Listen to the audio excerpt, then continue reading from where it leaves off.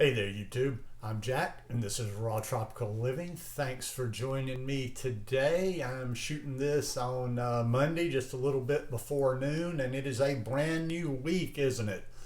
This video today, I listened to some podcasts and watched some videos this weekend, just kind of stirred up my brain a little bit. So today we're going to talk about the raw vegan diet, blue zones, and my thoughts on nutrition and resources where I get things from. So if you're not already subscribed to my channel, how about going down there and hitting that subscribe button now and clicking on that little bell so you'll stay subscribed to the channel.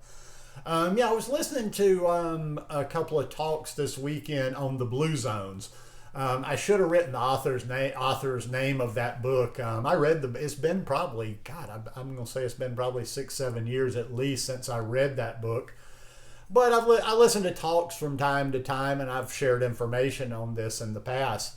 And all you got to do, just go to Google and type in the blue zones, and the books will pop up, the author's name will pop up. If you search that wherever you get your podcasts, there's a number of good podcasts on it. So anyway, the blue zones are these little places in the world where there tend to be, like, I don't know exactly how they qualify them specifically as the blue zones, but there's a lot of centenarians, people that live to 100. There's a much larger than normal population of people in these areas that live into their, late 80s, their 90s, but not just living to a number, not just living to an age, but they're actually vibrant people. Vibrant people. I remember when I first read the book, he had some anecdotal people in there and people that he had interviewed. And there were people in their 90s that were still getting up, some of these places are a little bit more remote, in their 90s and going to get water to use for the day that we take for granted. Or, working in their gardens, growing their own food. But these, I got my notes here. I'm not going to remember a lot of this stuff, but okay, so basically there are 5 of them. There's a village in Sardinia, Italy. I can't remember exactly what the name of that particular village is, but it's a village within Sardinia, Italy. There's Okinawa, Japan. There's the Nicoya Peninsula in Costa Rica, and I'm telling you something. When I get back down to Costa Rica at some point, I'm going to get up to Nicoya and definitely make some video up there. One island in Ikaria, Greece. And then there's Loma Linda, the Seventh-day Adventist out in California. Now, the blue zones, they have some common traits. They retain their cultures, and a lot of the things that keep them healthy and keep them vibrant to other ages, involve cultural things that are different, but they all have certain characteristics. Now, some of the characteristics that they all have in common is they move naturally. And they actually, like I say, a good number of them actually work, either not preparing, but actually growing their own food, gardening, doing whatever. But when I say they move naturally, it's not like they're not going to gyms, they're not going to Pilates classes, they're not running. They're just, a lot of it is walking, but it's not even just walking. It's like moving as we would naturally move in our day. Because if we weren't living this, kind of rat race life, hopping in our car to go here and there, we would probably, and even for people that get out and walk, such as myself, we probably wouldn't go take one long walk of the day or one run in our just doing things naturally. You would probably say, walk to the market and get some food, or you would walk on your property and do some work on your property. So everything has a purpose. And then, like with the walking, instead of just going for that one walk, one time of the day, they're walking like you're walking to lunch, you're walking here, you're walking there. So you're walking in little bursts in the morning.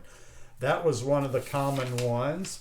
Most of them, they're mostly plant-based. And they're mostly plant-based, and one specific thing is almost all their diets include beans in some form or another. And I'll get to you in a minute, like how I do things with the raw vegan diet, even though a lot of you know I'm not a fanatic about it. I'm mostly raw vegan, but I eat some cooked food in there. And the thing is too, like, they're not like necessarily vegan cultures or totally plant-based cultures, but just due to the way they normally live their life, Any animal products that they use fit in very sparsely throughout the course of a year. So yes, they're basically plant-based. They have community and they have a purpose. They have a reason for getting up in the morning. They're not just kind of willy-nilly getting up. And that community is important. And that community is something that I realize that with all my eating or whatever, and why it's not all just about eating, is that I miss out on. I haven't had community. I've had way too much time being a loner. And that's why for me, in the future, finding some community is so important. And I'll get to it a little bit later, but I'm not even just talking about, I've found, having done this lifestyle, this diet for almost 10 years, I'm not looking for a community of raw vegans.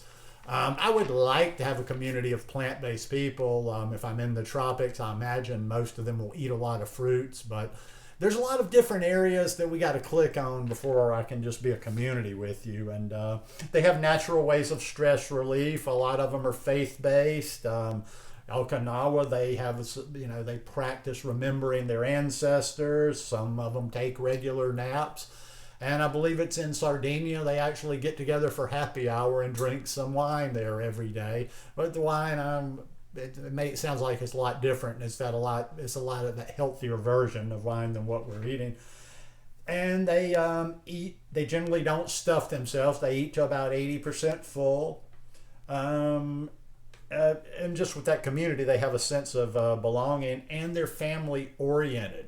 And these are the healthiest people in the world. Now, they're, like I said, they're probably not putting a lot of focus on eating raw, although I would imagine since they grow a lot and a lot of these are in warmer areas, there's a lot of fruit and there's a lot of things involved. And it kind of just goes, I'll jump around a little bit where I'm talking about my nutrition and resources. I don't have a team. I don't have a hardcore philosophy that I hold on to. I take bits and pieces that make sense to me, that resonate with me.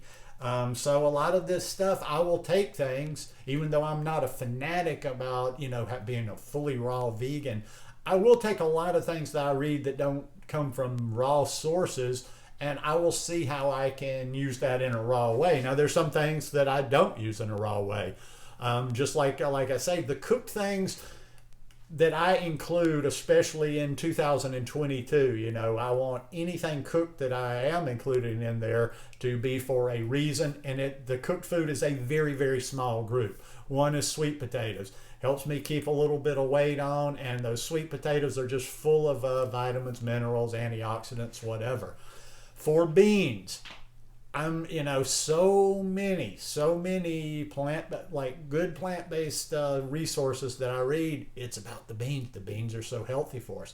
If you're absolutely never going to eat a bite of cooked, that's against your religion, please sprout. Get yourself some black lentils and sprout.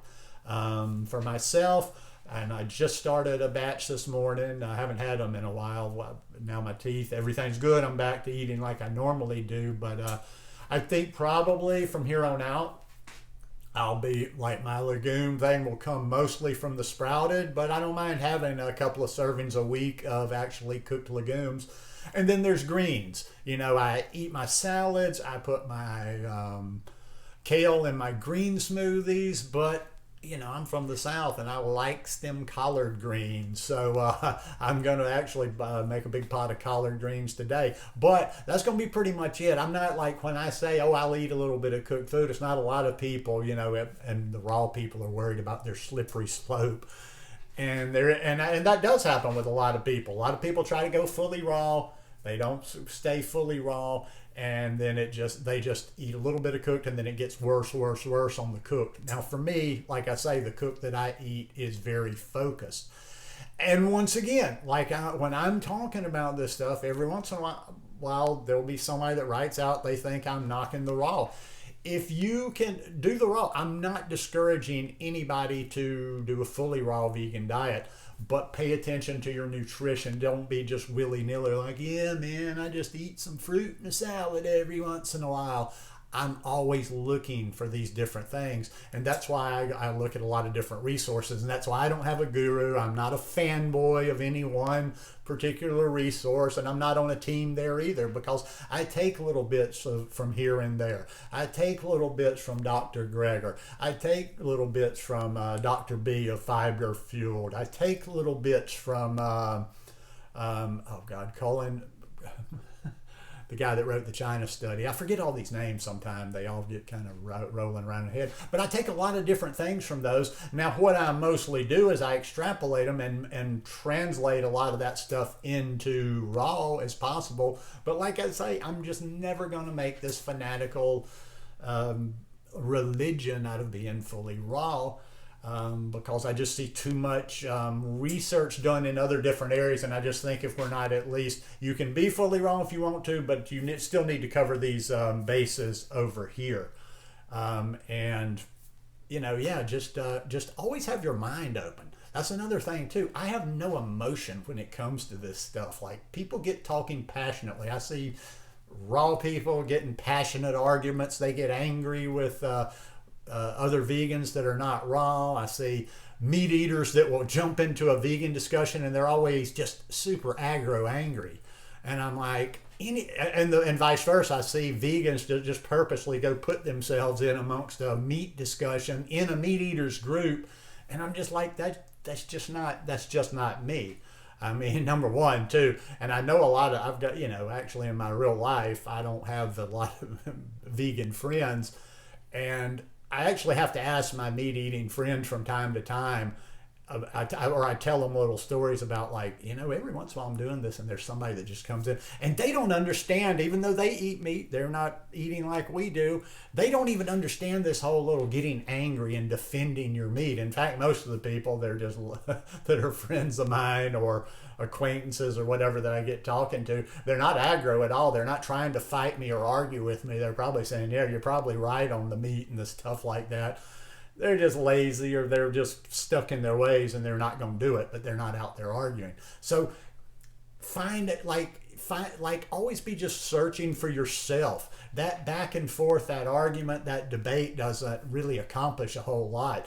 And keep your mind open to various things, even if it's not necessarily something you believe right now. But we have to start talking, like, people that are, or if they're going to talk about this vegan lifestyle, plant-based diet, any of this kind of stuff, we just have to be a little bit more open, and we have to address the nutrition. And nutrition, a big part of that nutrition, which comes from, actually, T. Colin Campbell, that's who I was trying to think about a little while ago. He's got a book called Whole, which basically, I read Whole a few years ago, and it basically, then when I start looking at Fiber Fueled by Dr. B, there's things that overlap in there. And the thing that I get from both those resources are diversity. We need to be eating a lot of different colors. We need to be eating a lot of different flavors, fruits, vegetables, whatever, for our gut biome and just for our general health. So always focus on that nutrition. It always comes back to that for me. I start to feel like a broken record. Focus on your nutrition and let the raw or the not raw work itself out as it will. And never knowingly leave something out of your diet, because, and I'll leave it with this, there's healthy raw vegans out there. There are, even though a lot of people say, oh, well, they're all sickly looking. No, there's healthy raw vegans out there. Now, there's a lot, and I'm not sure if it might be even more. There's a lot of not that healthy raw vegans out there. Whereas on the other side, whole food plant-based people that aren't even focusing on the raw. To be quite honest, I see a lot more of them that actually appear healthy, look healthy. And I believe, and I'm not talking about like how your body looks like, it's a good-looking person, but I'm just talking about the glow, everything. They look healthy. So don't be dogmatic. Always have that open mind and always be searching. That's what I'm doing. Anyhow, hope you guys enjoyed this one today. If you like it, please give me a thumbs up, and we'll see you here again about middle of the week. Peace.